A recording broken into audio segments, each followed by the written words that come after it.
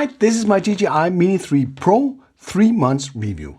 As I revealed in one of the previous videos, this drone is going back to DJI. They requested to get the review sample back that I originally got. So it has been a fun ride. I've been exploring this drone and flying it a lot to get some experience using it. So I thought it'd be a good time to close off this visit of the drone here on the channel with a 3 months review. It's actually a little bit more than 3 months, but let's not argue about that. There's no doubt that the Mini 3 Pro is the next generation of sub 250 gram drones. It's amazing how much technology they have been capable of packing into this really powerful package. It offers a lot of premium features like 4K 60 FPS. You get the possibility to shoot horizontal as well as vertical mode natively, so you don't need to crop in on the images to be able to use that format on other social platforms like TikTok, Instagram, and of course YouTube Shorts. It has a very low aperture of 1.7 that will let in a lot of light and will make it a breeze or very easy for you to capture footage during low light. It was not there from the beginning, but not soon after the launch, we got the capabilities of a cine-like flat color profile in 10-bit for those of you that are into color grading. And it offers a lot of tracking capabilities, also being available during quick shots and even when you're using the drone in portrait mode. It is equipped with front, bottom, and rear obstacle avoidance sensors that will protect you against collision. And all of this is topped off with an amazing 35 minutes of flight time. The drone is available in 3 configurations. The one where you get the smart controller with the built-in screen, one where you get a controller like the one that you know from the Air 2S and the Mini 2, which is called the DJI RC N1, I think it's called, where you have to use your smartphone on top of the controller to operate the drone. You can also buy the drone without any controller, and then you can reuse if you have one lying around anyway. The 3 base configurations are starting at $669 for the DJI Mini 3 Pro with no RC. Then you can get it including the old smart controller for $759 US. And if you want to have the new smart controller included, you have to hone out $909.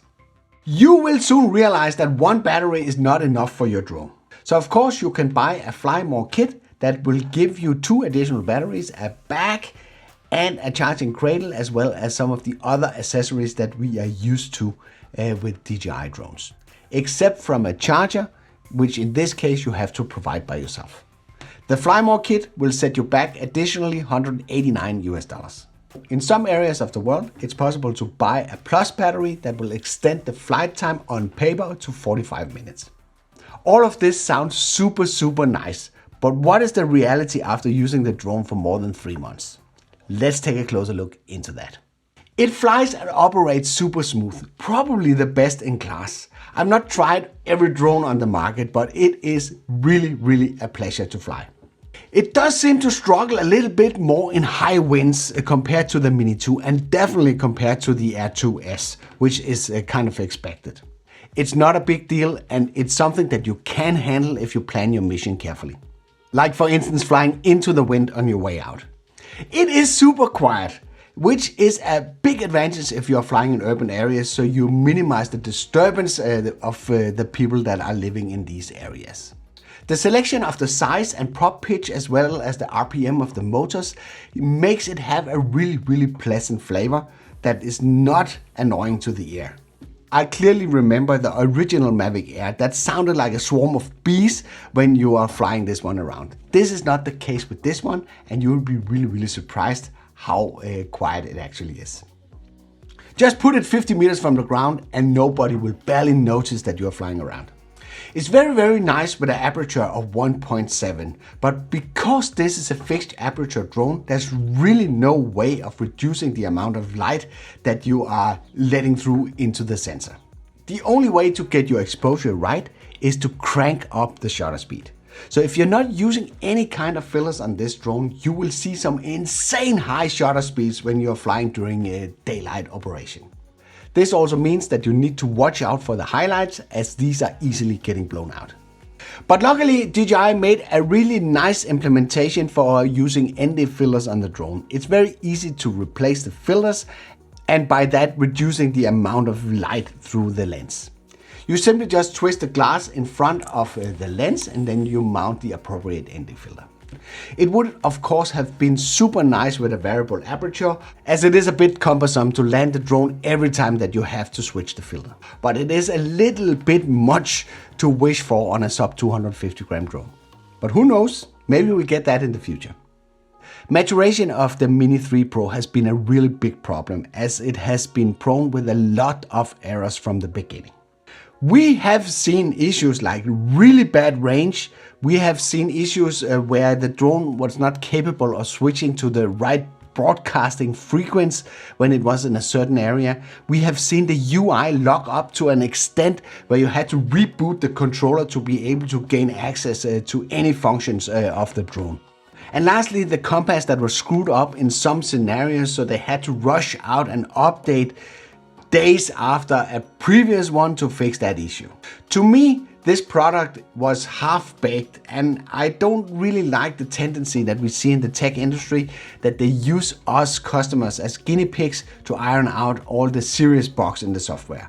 I can easily accept if there are spelling errors or graphical errors on the interface, but essential stuff like a connection to the drone, stability of the app and stuff like that, that needs to be in place before they release the software. I see all these comments all the time. Oh, you have all these problems with your drone. I haven't seen any issues with mine. That flies perfectly from day one. So you're full of BS. But I'm not inventing these issues. These are simply stuff that happens when I use the product. And of course, I report these issues to you guys to make sure that you are aware of this if you run into similar issues. I do want to mention that the unit that I have is a pre-production unit, so it could be related to why I'm seeing more issues than what you are seeing in general. Also, it seems that the combination between the smart controller and the drone is the one that has been most prone to errors.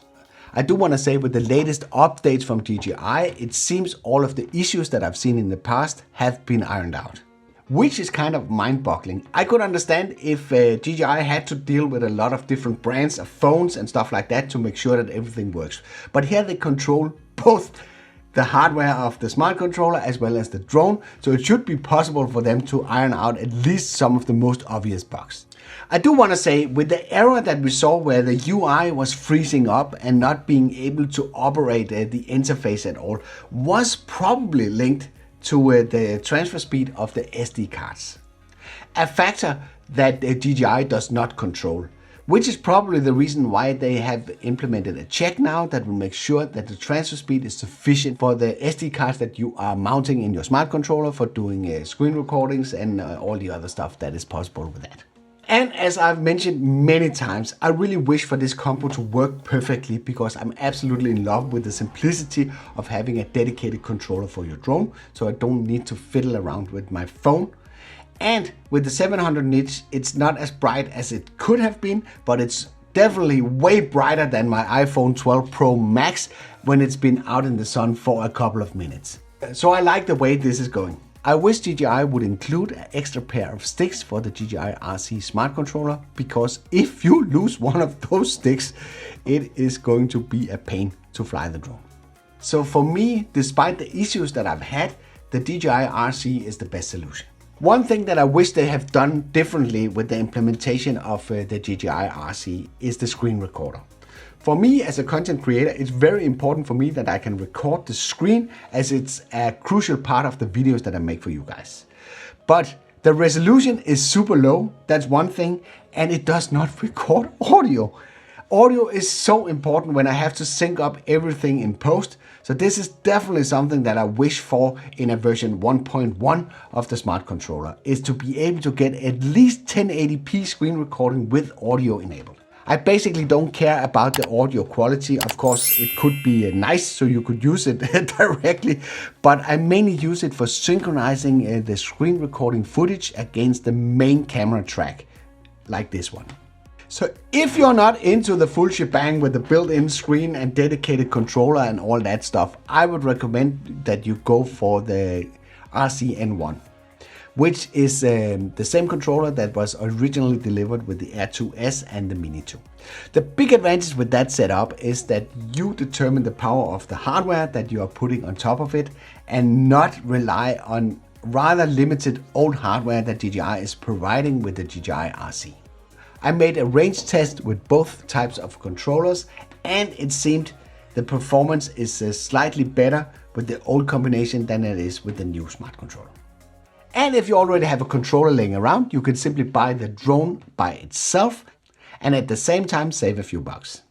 And in case you are interested in seeing the difference in the range performance between these two controllers, I'll make sure to leave a link through this card.